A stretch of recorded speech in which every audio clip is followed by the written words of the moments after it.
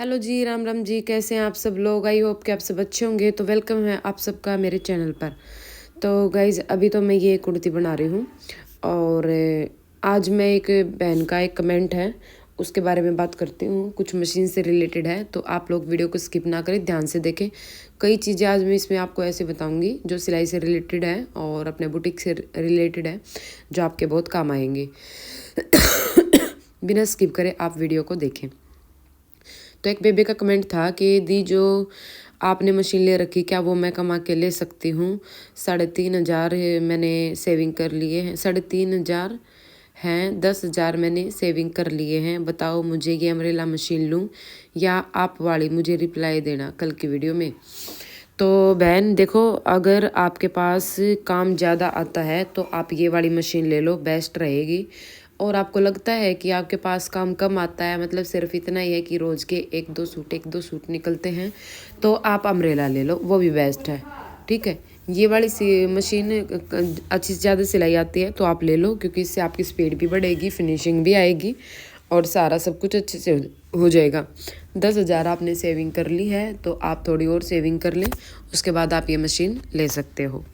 ठीक है, क्योंकि देखो, जब तक हमारे पास हमारे जो काम करने के मशीन वगैरह ही ठीक नहीं होंगी ना, तो काम में भी मन नहीं लगता है। अगर काम मशीन हमारे काम करने की चीज़ें ही अच्छी रहेंगी, परफेक्ट रहेंगी ना, तो काम करने में भी मन लगता है और काम होता भी अच्छा है और जल्दी भी होता है। तो आप ये ले सकती हैं। आई थिंक आपका जो डाउट था ये क्लियर हो गया होगा। आप सिलाई के ऊपर डिपेंड करें, सिलाई देखें आपके पास कितनी आती है। सिलाई ज़्यादा आती है तो आप ले लें, और नॉर्मल आती है तो आप वो ले लें। और देखो, सिलाई मान लो चलो अभी आपके पास नहीं आ रही, लेकिन आगे तो आएगी ही, तो आप ये भी ले लोगे तो कोई टोटा नहीं रहेगा आपको, आगे चल के आएगी। इस पर आप और ज़्यादा काम कर पाओगे, तो आप ये ले सकती हैं, कोई दिक्कत वाली बात नहीं है। ठीक है, तो भाई आज मैं एक बताऊंगी अपने वेलवेट के सूट की प्रॉब्लम। वेलवेट के सूट में आजकल वेलवेट के सूट चल रहे हैं अभी विंटर के सीजन में। तो जो मैंने सूट पहन रखा है मेरा, ये भी वेलवेट का ही सूट है मेरा। इसकी कहानी बताती हूँ मैं आपको। जब मैंने ये सूट सिलवाया था, ये सूट मेरा 3-4 साल पहले सिला था, जब मैंने बुटीक नहीं किया था। तब मैं मतलब बाहर से ये वेलवेट वगैरह बाहर ही सिलवाते थे, क्योंकि मुझे भी डर लगता था वेलवेट सिलने में कि भाई वेलवेट नहीं सिला जाएगा मुझसे, कहीं मैं ख़राब ना कर लूँ, तो इसलिए मैंने ये सूट बाहर सिलवाया था। अच्छा, इसमें हुआ क्या था कि इसकी जो पैंट प्लाजो है वो भी वेलवेट का है और जो कुर्ती है वो भी वेलवेट की है।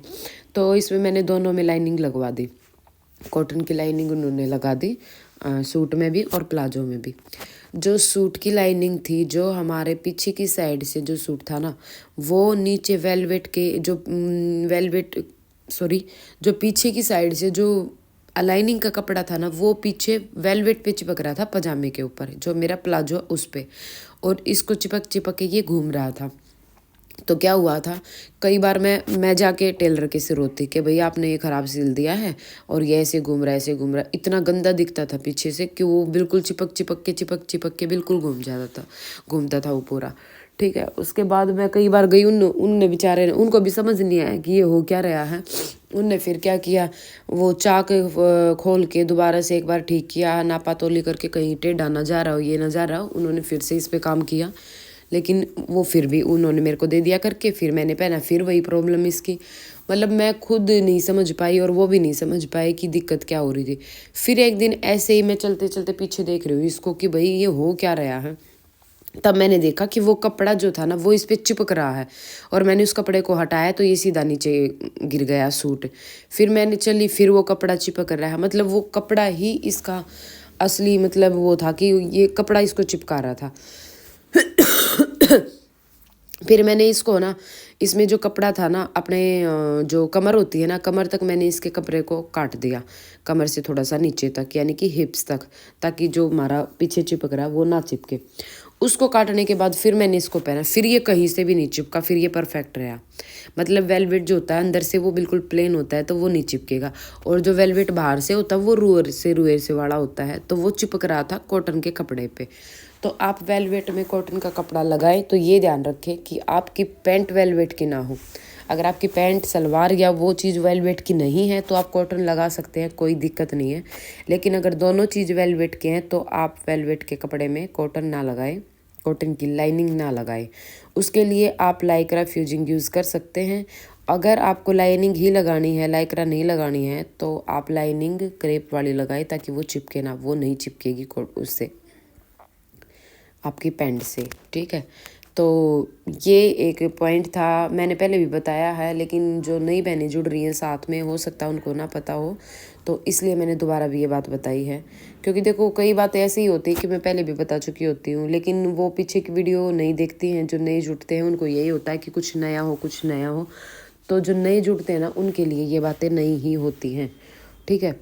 तो ये मैंने एक कुर्ती बना दी है, ये एक सलवार बना दी है। और वही देखो ऐसे ही अपना काम वाम करते रहो। अब सर्दियों के दिन तो हो ही रहे हैं, छोटे हो रहे हैं बिल्कुल, क्योंकि छोटे दिन में काम में बरकत नहीं होकर देती। और मतलब दिन जब भागते से जावा है, मेरा तो सच में बहुत कम काम होता जा रहा है। लेकिन कोशिश करती हूँ कि भाई ज़्यादा से ज़्यादा ही हो। लेकिन दिन छोटे हैं तो उनको तो हम कैसे ही बढ़ा सकते हैं, जितना होगा उतना तो होगा ही, है ना। लेकिन हम टाइम पास करके अपने दिन को ना छोटा और छोटा करें, बस इस चीज़ का हमें ध्यान रखना होता है। फ़ोन पे लग गए, किसी से बातें लग गए, या भाई अपना आलस में पड़े रहे, इन चीज़ों पर थोड़ा सा फोकस करो। और ऐसा होता है कि कभी काम का बर्डन कम है तो आप मतलब ये चीज़ें कर सकते हो, लेकिन आपको काम करना, आपका काम पड़ा है और तब आप ये चीज़ें कर रहे हो, फ़ोन यूज़ कर रहे हो, ज़्यादा आराम कर रहे हो, तो वो चीज़ें गलत है, वो मत करो। अगर आप वो करते रहोगे तो फिर आपका काम टाइम पे नहीं होगा। तो भाई मैं तो यही कहूँगी। और सर्दियों में वैसे आलस तो सब में ही आ जाता है। सबसे एक मेन दिक्कत होती है पूरी सर्दियों में, सुबह उठने वाली। किस किस को होती है सुबह उठने में, किस किस को आलस आता है। सुबह उठने में जो आलस आता है ना, उठने के बाद तो फिर कितना ही भी काम करवा लो, फिर कोई दिक्कत नहीं। मेरा तो यही हाल है। बस एक बार वो उठने वाली जो हिम्मत है ना, वही दे दे भगवान टाइम से। बाकी तो कुछ ना चाहिए, बाकी तो माफ़ कर लूँगी। तो वो उठने वाला जो सॉन्ग है ना सुबह सुबह का, भाई सच में सुबह उठने का मन ही नहीं करता। सर्दियों में तो बिल्कुल भी नहीं, बहुत बुरा, मतलब कैसे दिन होते हैं ये सर्दियों के, पता ही नहीं चलता। और कुछ और चीज़ें हैं जो मतलब मैं बताऊंगी आपको, जुड़े रहिए आप। तो भी एक बहन का और कमेंट था कि तनु जी मैंने अभी सिलाई शुरू की है, लेकिन थोड़ा डर बना हुआ है किसी का कपड़ा ख़राब ना हो जाए। देखिए अगर आपने अभी सिलाई शुरू की, अभी सीखी, तो आप थोड़ा सा पहले अपने घर के कपड़े बनाएं, आसपास वालों के, मतलब जैसे फैमिली मेम्बर्स के बना लो, मम्मी के, बहन के, भाभी के, देवरानी जेठानी हैं उनके बना लो, अपने बना लो, अपने न्यू न्यू डिज़ाइन बनाओ, क्योंकि आजकल इतने सारे डिज़ाइंस होते हैं। तो आप वो वाले बना के उन पे ट्राई करो। जो गलतियाँ निकलेंगी आपको उनमें पता रहेगा कि आपके कहाँ पे क्या दिक्कत आ रही है, ठीक है। तो ये चीज़ें करो आप, तो आपको डर नहीं लगेगा। और देखिए जब तक आप करोगे नहीं ना, तो आपका डर निकलेगा भी नहीं। ऐसे ही डरते रहोगे तो आपका डर कभी नहीं निकल पाएगा। एक और बहन का कमेंट था हेलो दी, कैसे हो? आपकी वीडियो बहुत अच्छी। एक रिक्वेस्ट आपसे, एक बेल्ट वाला प्लाजो है, अगर ऊपर से लूज हो जाए तो कैसे ठीक करें? कस्टमर का प्लाजो था जो बना कर दिया था, बट लूज रह गया, प्लीज़ रिप्लाई ज़रूर करना।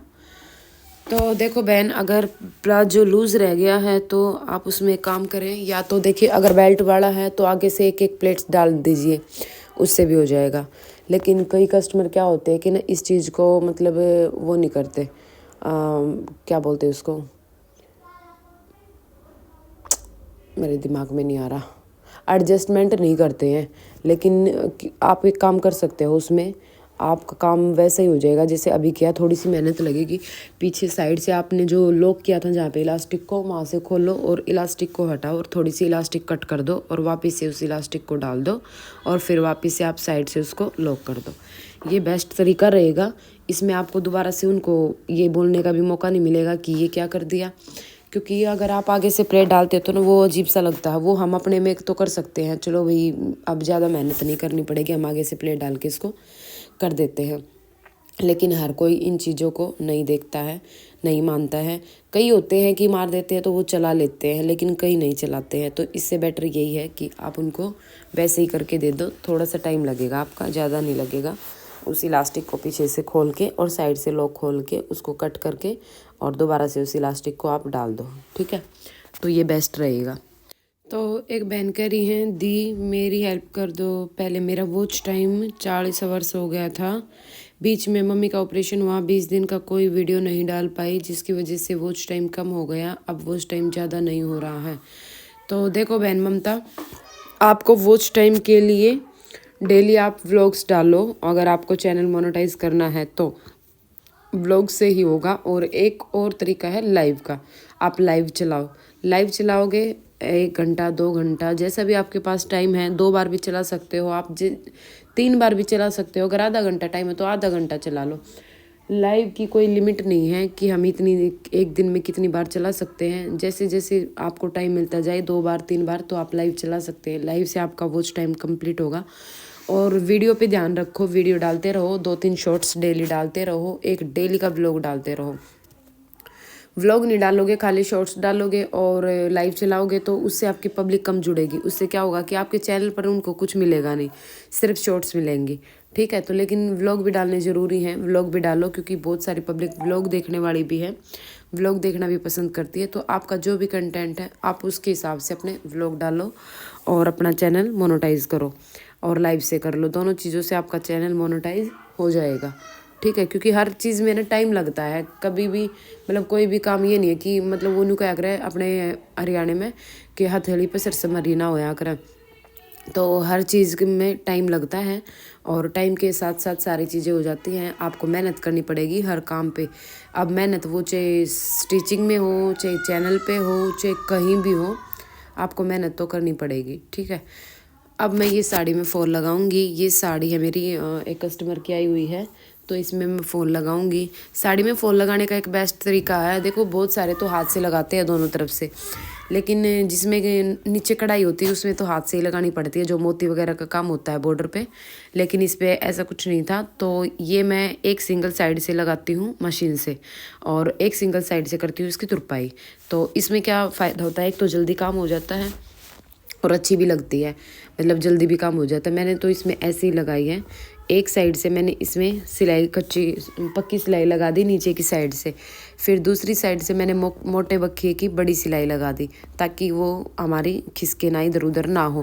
क्योंकि साड़ी परफेक्टली वही लगा सकते हैं जो मतलब जिनको प्रैक्टिस है और बहुत बार साड़ी में फॉल लगा देते हैं। हमारे जैसे कभी कभार लगाते हैं तो उनको शायद दिक्कत आ सकती। तो मैं मशीन से मैंने इसमें एक सिलाई कच्ची लगा ली थी ऊपर की तरफ से, और फिर उस पर मैंने इसको तुरपाई कर दिया था और बहुत ही अच्छी लगी है। ना कहीं झोल आया है ना कुछ आया है। अब उस पर हम प्रेस कर देंगे और हमारी साड़ी बिल्कुल सुंदर सी हो जाएगी, ठीक है। तो आप भी ऐसे साड़ी में फॉल लगा सकते हैं। अगर आप ऐसे नहीं लगाते हैं तो सबसे पहले मैंने इसमें ये साइड से इसको फोल्ड किया था। मेरे पास पिको की मशीन नहीं है, लेकिन जिनकी साड़ी थी उन्होंने बोल दिया था कि आप सिलाई लगा दें, क्योंकि ये पल्ला जो होता है वो अंदर की तरफ ही आता है।